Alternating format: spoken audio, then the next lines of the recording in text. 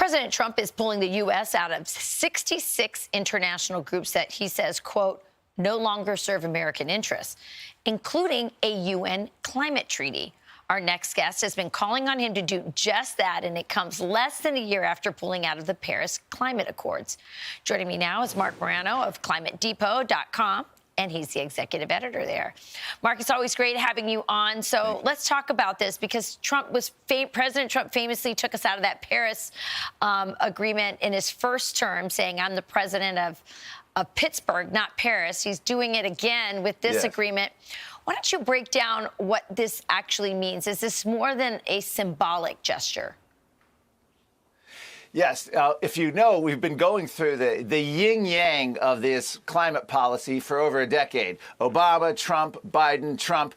And so what the problem is if a future president, AOC or Gavin Newsom comes in, they just put us right back in. So what Donald Trump's done this time, different than just pulling us out of the UN Paris Climate Pact, think of it like a Jenga table. He's pulled out the base of the Jenga table, and it's collapsing. This is the 1992 Rio Earth Summit, United Nations Framework Convention on Climate Change treaty that is the foundation for all of the madness. I was going to say mandates, but actually mandates, madness, same thing. And this goes back to 1992. This is net zero. This is the UN climate treaties.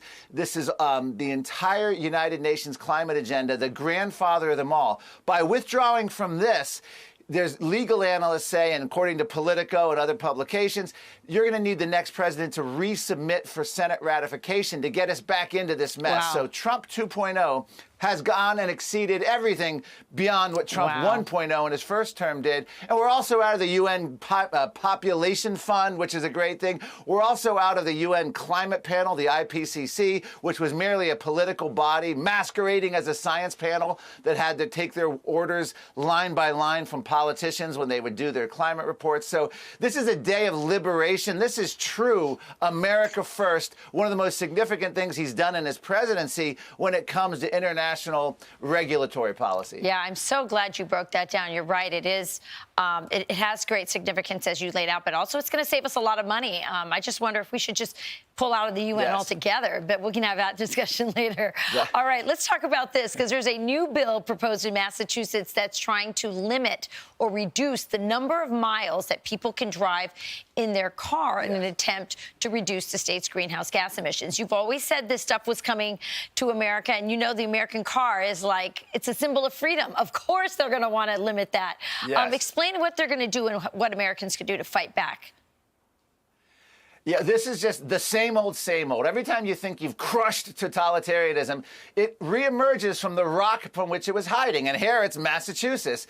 And this is, again, if you go back, there's no mystery to what Massachusetts is doing. They're setting up a 15-member council to look at how they can restrict the mileage in lower state of residents, Massachusetts residents' mileage. Well, gee, what does that mean? They're saying, oh, we're going to promote public transportation. Well, this is nothing more than the warmed up, redone Biden EV mandates, where they're literally trying to take away your freedom of movement. We know this because the World Economic Forum has proposed 75% reduction of all cars globally. We know this because the World Economic Forum has proposed abolishing private car ownership. We know this because the states and cities that Massachusetts mileage restriction is modeled after, Colorado, California, have already proposed limits on the creation of new gas stations. They want to limit gas stations. They want to limit your mobility. We know this because CNN has already proposed carbon passports for the government to monitor your travel. There's no mystery to what Massachusetts is doing. They're using the climate scare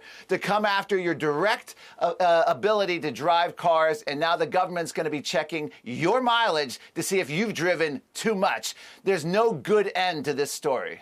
No, it's so un-American. I can't think of anything more American than that song. Absolutely, Life is a highway. This is what they want to end. Your freedom in your car is your freedom.